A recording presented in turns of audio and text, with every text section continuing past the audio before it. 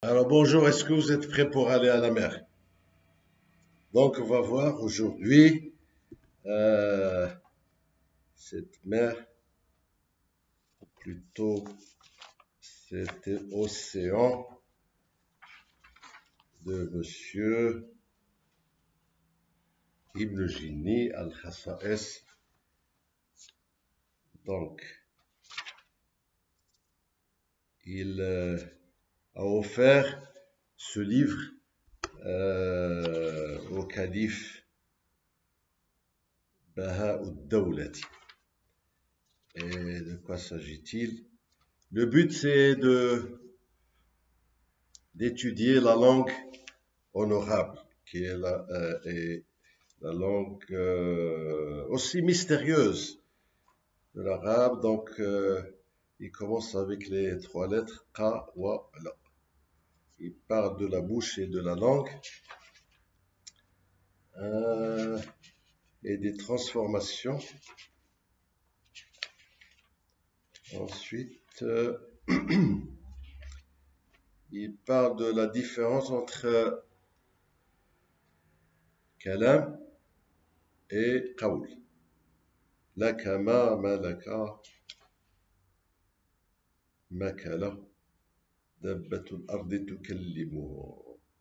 Il dit que la parole, c'est l'origine de tous les mots. Al-kalamu sababun li kulli shar.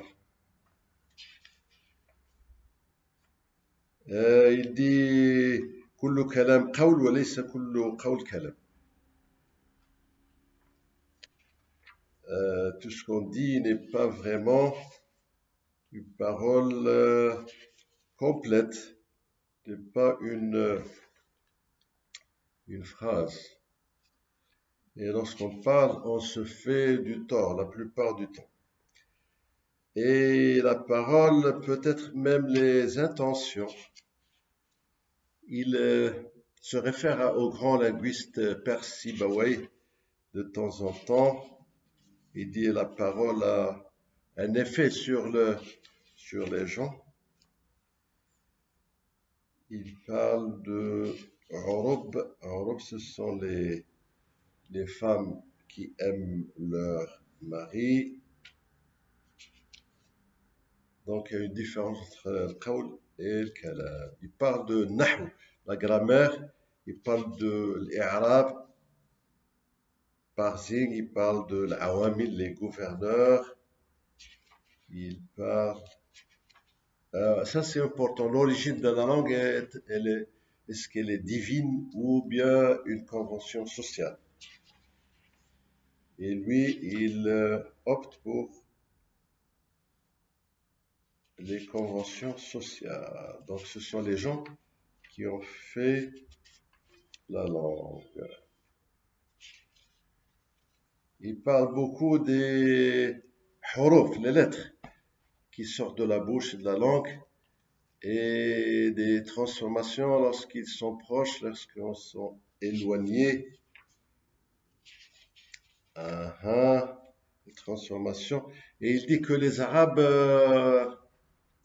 veulent toujours quelque chose de léger, qui n'est pas difficile à prononcer. Il arrive au mot safarjel, il dit qu'on peut le transformer 120 fois. Il parle aussi de l'fi'l mudari', le verbe à l'imparfait, et sa ressemblance avec le participe présent. Ana akulu, ana akilun. Je mange, je suis un mangeur, si vous voulez.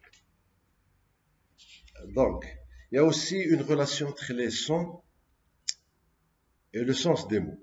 Lorsqu'on a un son fort, l'action est forte. Lorsqu'on a un son léger, l'action est légère.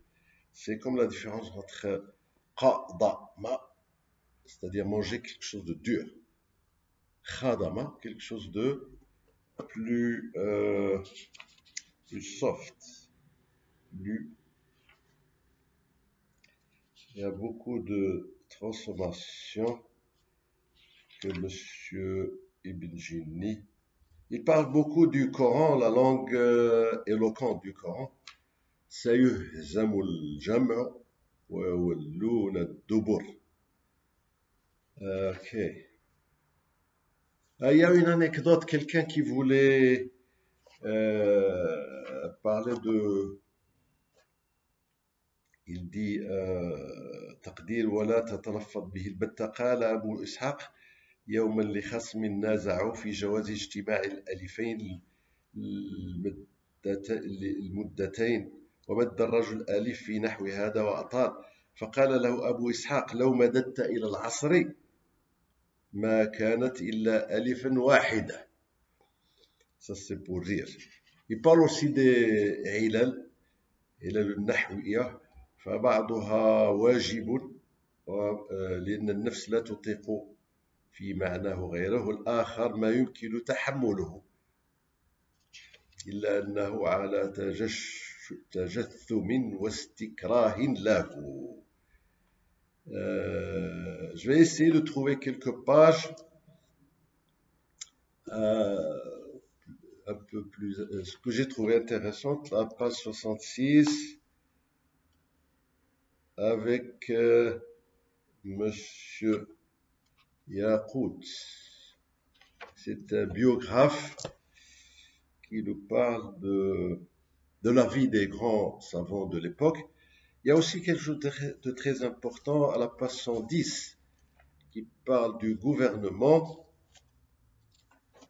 Si un nom est nominatif ou accusatif ou datif, c'est parce qu'il a été gouverné par un autre.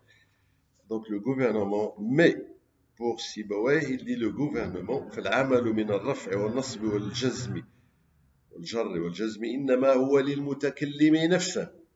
C'est-à-dire que c'est celui qui parle, qui contrôle les cas grammaticaux. Ce ne sont pas les cas qui le contrôlent.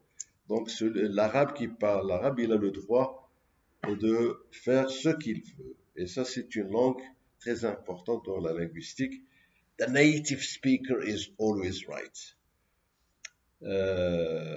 Il dit que je suis un serviteur de la langue noble, c'est-à-dire la langue du Coran.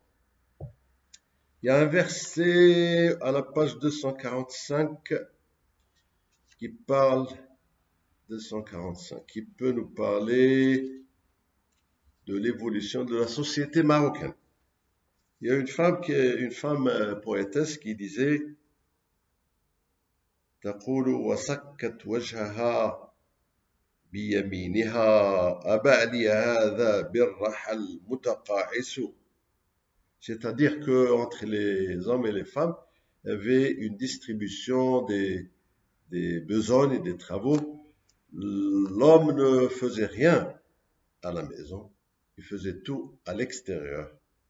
Et la femme faisait tout à l'intérieur et rien à l'extérieur. Mais maintenant, la société a évolué. C'est l'homme qui fait la cuisine et la femme qui conduit la Mercedes. Ah d'accord, on va parler à la page 323 de Cher, la poésie. 323.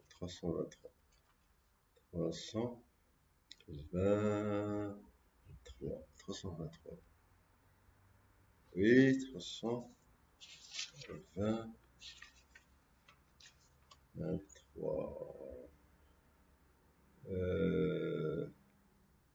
باب في هل يجوز لنا في الشعر من الضرورة ما جاز للعرب أو لا.